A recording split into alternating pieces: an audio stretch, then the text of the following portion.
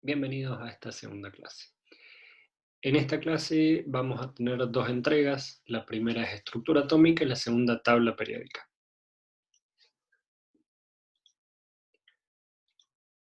Cuando hablemos de estructura atómica vamos a ir llevando en paralelo dos temas. Por un lado, el átomo, cuáles son las partículas subatómicas, qué significan número másico y número atómico.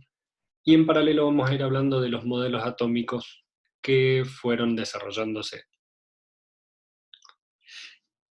Las primeras nociones del átomo, es decir, el primero que habla de un átomo, fue Demócrito.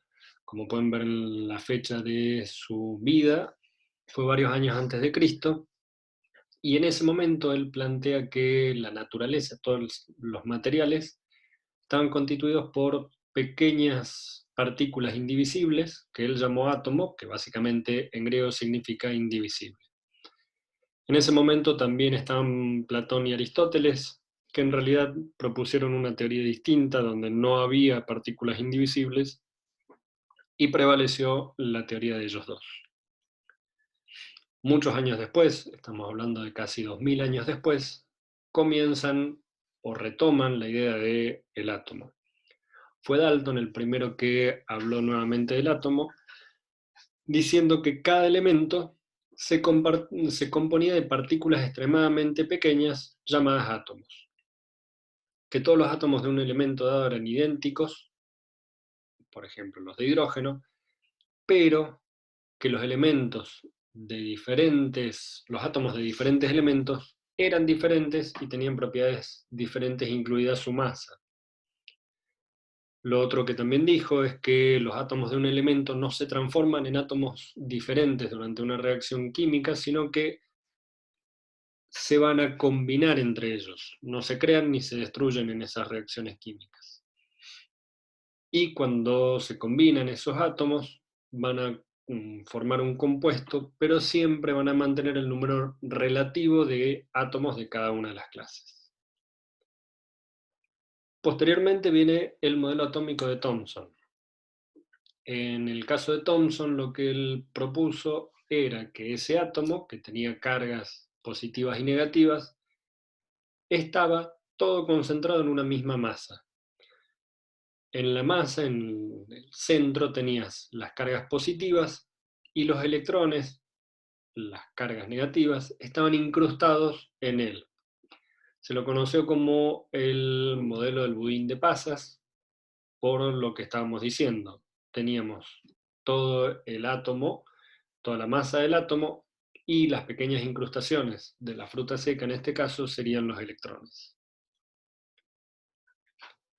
Posteriormente, Rutherford va a presentar un nuevo modelo atómico en el cual distinguía zonas claramente diferentes. Por un lado el núcleo, donde estaba concentrada la mayor parte de la masa del átomo, y donde estaban las cargas positivas. En la corteza, en lo que estaba alrededor, se encontraban los electrones que giraban, tenían cierto movimiento entre ellos, y tenían cargas negativas. Prácticamente a la par se describió el neutrón. El neutrón era una partícula que tenía la misma masa del protón, pero que no tenía carga eléctrica. Hasta ese momento teníamos un átomo que tenía partículas fundamentales como el protón, el electrón y el neutrón. La carga del protón positiva, electrón negativa y el neutrón neutro. Cuando hablamos de la masa, protones y neutrones tienen la misma masa, una UMA, es decir, una unidad de masa atómica, y el electrón es casi 2000 veces más chico que protones y neutrones. Dentro del núcleo estaban los protones y los neutrones, y los electrones estaban fuera del núcleo. Con estos datos se describió el número atómico. El número atómico, que se simboliza con la letra Z, es el número de protones que tiene un átomo. Entonces, cuando vamos a la tabla periódica, ese número atómico nos va a decir el número de protones que tiene.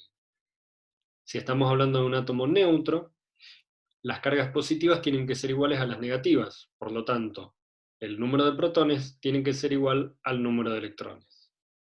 Para diferenciar uno de otro los átomos, como vamos a ver en la próxima parte de la clase, se van a diferenciar en el número atómico. Y es por ese número por el cual van a estar ordenados en la tabla periódica. El número másico, que se simboliza con la letra A, es el número de partículas que tiene en el núcleo de un átomo, y es la suma de protones y neutrones. Con número másico y número atómico, como el número atómico nos decía el número de protones, y el número másico nos dice protones más neutrones, la resta entre ellos nos da el número de neutrones. Por ejemplo, para el cloro, que tenemos el número másico 35, número atómico 17, con el número atómico sabemos el número de protones y electrones, y con la resta entre el número másico y el atómico, el número de neutrones. Lo mismo podemos hacer para el plomo. En algunas tablas periódicas, el número másico está arriba y el atómico abajo, en otras está invertido. Siempre nos vamos a dar cuenta porque el número másico siempre va a ser mayor que el número atómico. En la tabla periódica también podemos ver que el número másico del cloro no es 35, sino que es 35,45. Eso no quiere decir que tenga 0,45 neutrones, sino que viene de una masa promedio. Esa masa promedio se calcula porque para los átomos vamos a tener más de una forma posible, es decir, cada elemento puede variar en el número de neutrones. Lo único que cambia es el número de neutrones. El número de protones y de electrones es el mismo. Esos átomos, que son iguales entre sí, se los llama isótopos. En este caso tenemos al carbono, por ejemplo, que tiene 4 isótopos. El carbono 11, 12, 13 y 14 tienen igual número de protones, igual número de electrones, pero lo que cambia es el número de neutrones. Por lo tanto, cambia también su masa atómica. Para calcular la masa atómica promedio, se suman la masa de cada uno de ellos multiplicada por el porcentaje de abundancia y se hace un promedio entre ellos. Cuando vamos a la definición de un átomo, de una molécula, el átomo es una partícula, es la partícula más pequeña de un elemento que mantiene su identidad química al experimentar cambios químicos y físicos. La molécula resulta de la combinación de dos o más átomos y va a mantener las propiedades de la sustancia. En el caso del agua, por ejemplo, si nosotros tenemos muchas moléculas de agua o pocas, todas van a tener las mismas características. Sin embargo, cuando separamos la molécula de agua en sus elementos, hidrógeno y oxígeno, las propiedades cambian.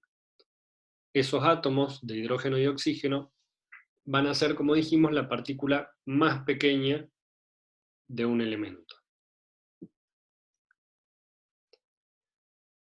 Para esquematizar una molécula podemos utilizar la fórmula molecular que nos dice cuántos átomos de cada uno de los elementos están en una molécula, la fórmula estructural, donde vamos a mostrar cómo están unidos esos elementos, dibujo en perspectiva, que lo vamos a hacer en función de la forma tridimensional de la molécula, modelo de bolas y varillas, donde además de la estructura tridimensional, vamos a poner los tamaños relativos de cada uno de los átomos de la molécula, y en el modelo en el espacio vamos a poner el espacio que utiliza cada uno de esos elementos en la molécula. Hasta ahora estuvimos hablando de átomos y de elementos neutros. Por otro lado vamos a tener los iones. Los iones son partículas con carga eléctrica.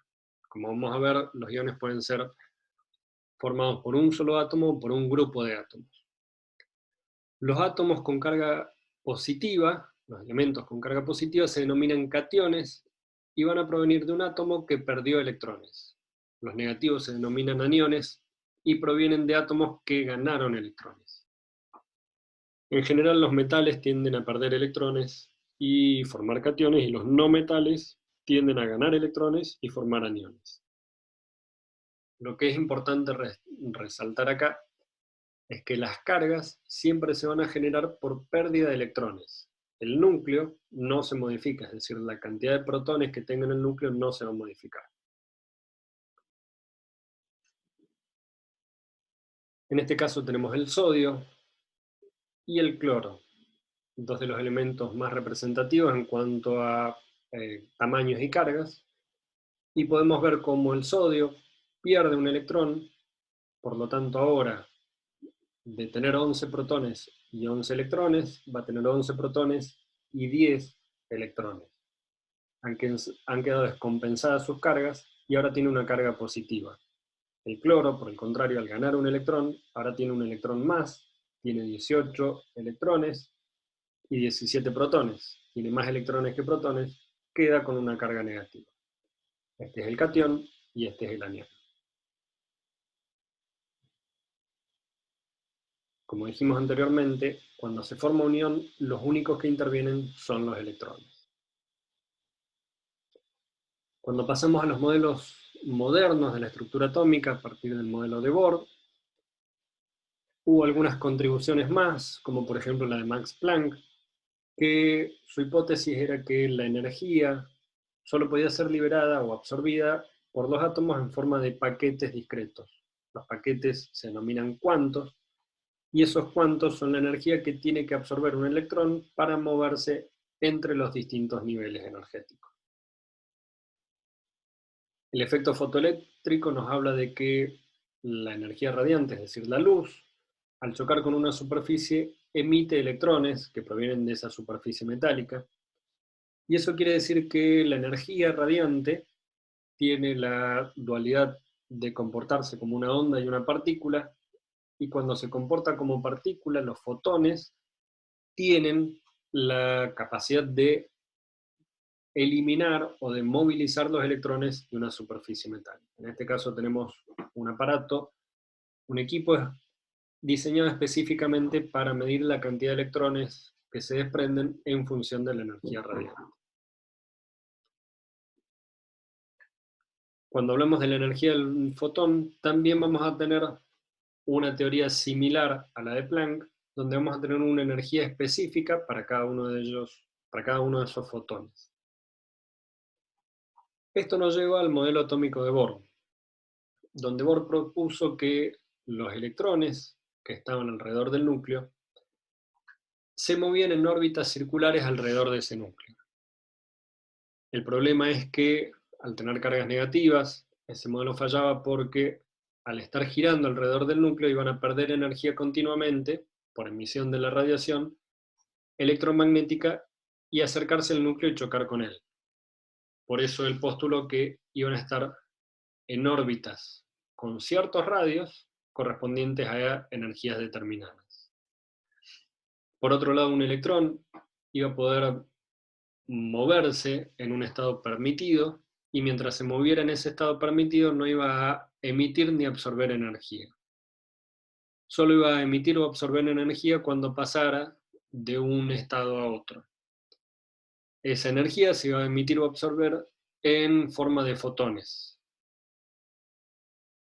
Entonces, el átomo de Bohr, describiendo el átomo de hidrógeno, lo describió con órbitas circulares y con una energía electrónica cuantizada, es decir, en cuantos energéticos.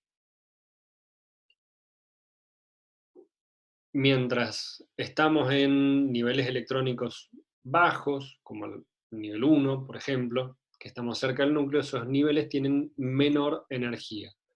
Cuando nos vamos hacia afuera del átomo, vamos viendo que esos niveles energéticos tienen mayor energía. Cuando el electrón pasa de un nivel de mayor energía a uno de menor, emite energía en forma de fotones y absorbe para pasar de uno de menor energía a uno de mayor energía.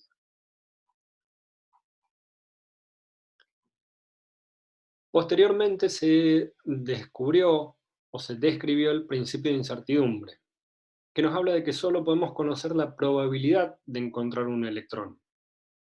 Como hablamos de la naturaleza dual de la luz, en la materia tenemos el mismo efecto y tenemos una limitación fundamental que no nos permite conocer al mismo tiempo la trayectoria y la posición de un objeto, es decir, la velocidad y la posición de un objeto determinado.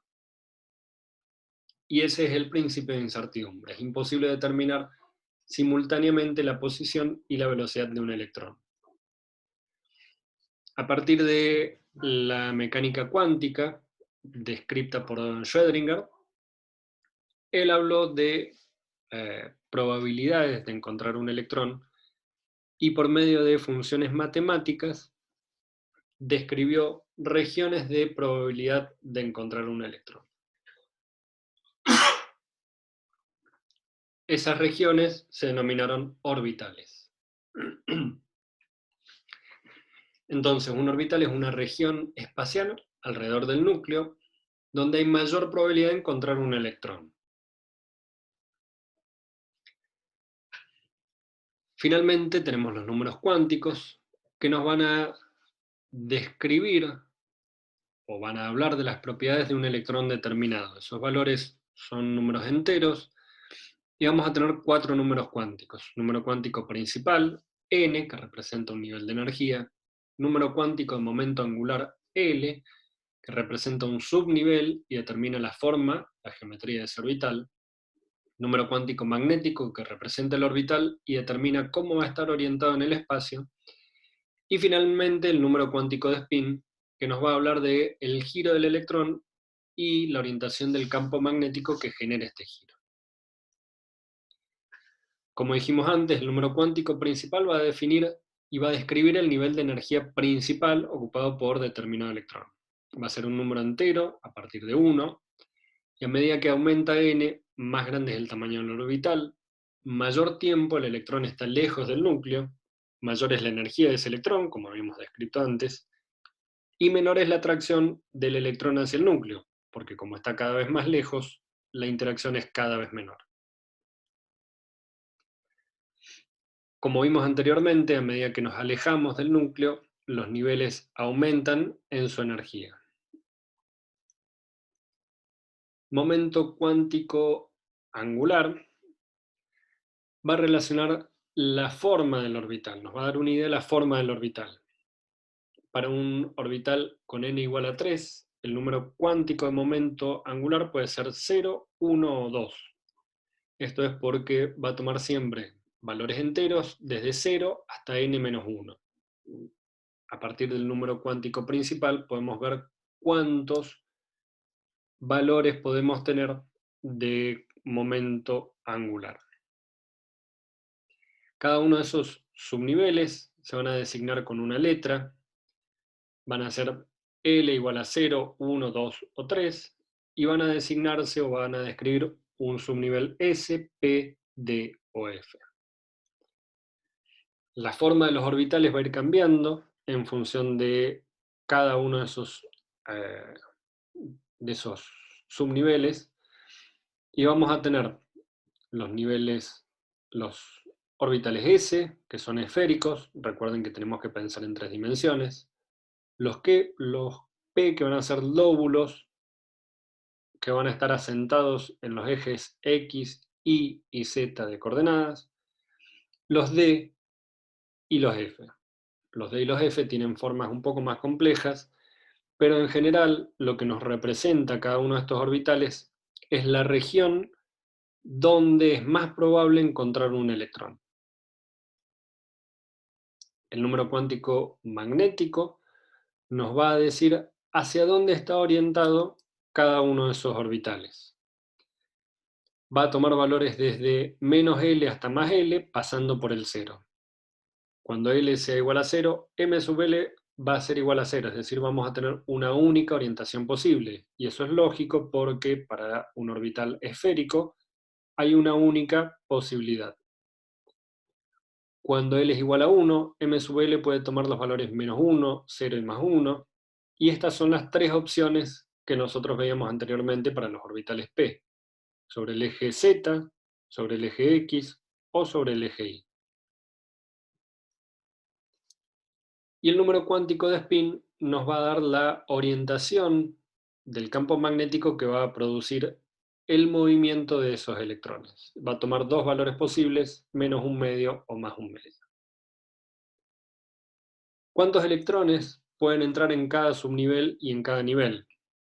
En los orbitales s van a entrar un máximo de 2 electrones, en los p un máximo de 6, en los d un máximo de 10 y en los f un máximo de 14.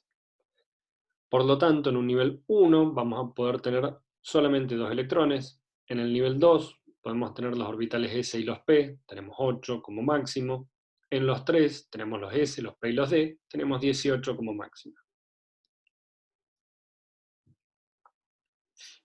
Esta es la distribución de cada uno de esos números de electrones en función de los subniveles. El principio de exclusión de Pauli nos dice que dos electrones no pueden tener los mismos 4 números cuánticos. Los números cuánticos vendrían siendo como el documento de esos electrones, nos da la identidad de cada uno de ellos. Por lo tanto, sabiendo que los números n, l y m sub l están fijos, lo que puede variar en electrones que tengamos, por ejemplo, en el subnivel S, de estos dos electrones, que vamos a tener específicamente con tres números cuánticos iguales, lo que va a cambiar es el número de spin. Eso va a diferenciar a los dos electrones que están en un mismo orbital. Cuando hablamos de configuración electrónica, es la forma en que los electrones se distribuyen en los diferentes orbitales de un átomo. Y es cómo se van a acomodar esos electrones alrededor del núcleo, siempre intentando tener las energías más bajas posibles. Para poder saber cómo se van a ubicar, vamos a utilizar el principio de Aufbau, donde vamos a ubicar en cada una de las columnas los orbitales y sus niveles crecientes, y para ir completando con los electrones vamos a ir subiendo por las flechas que tenemos a continuación. Entonces vamos a llenar 2 electrones acá, 2 acá, 6 acá, 2 acá, 6 acá, 2 acá, y así sucesivamente. Como los orbitales se llenan en forma creciente, tenemos que tener en cuenta además que vamos a tener un máximo de 2 electrones por orbital. En el caso del litio, que tiene 3 electrones, los dos primeros van a estar en el 1s y el tercero en el 2s. Entonces, la configuración electrónica nos va a dar el número de electrones y cómo van a estar distribuidos esos electrones. Cuando vayamos a indicarlo, vamos a indicar con un número, el número de nivel energético, la letra nos va a decir el subnivel, y el superíndice la cantidad de electrones que hay en ese subnivel.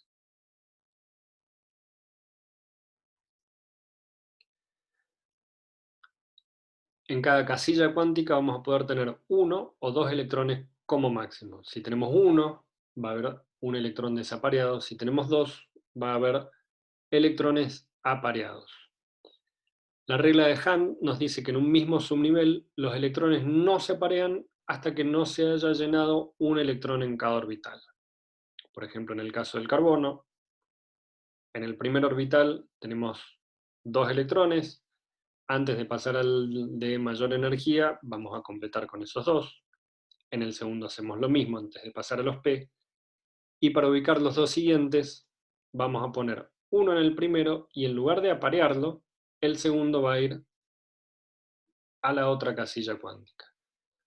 Y esto es porque al estar en orbitales diferentes, hay menor contacto, menor distancia entre ellos, mayor distancia entre ellos, menor contacto entre ellos, al estar uno sobre el eje X y el otro sobre el eje Y. El principio de llenada de Aufbau, como lo habíamos puesto anteriormente, estaba de arriba hacia abajo, acá está a la inversa, pero siempre se tiene en cuenta lo mismo. Para ir llenándolos, vamos a ir descendiendo en orden energético. De acuerdo al número de electrones que tenga, a partir del número Z, cada elemento vamos a ir distribuyéndolos en cada uno de los subniveles. Como vemos acá, antes de llenar el 3D, venimos 2 electrones acá, 2, 6, 2. Acá tenemos otros 6. Antes de llenar el D, energéticamente es más favorable llenar el 4S. Por eso la configuración electrónica del NIC. Hasta acá hemos llegado con la primera parte, que era la estructura atómica. A continuación va a haber una segunda parte que nos va a hablar de tabla periódica.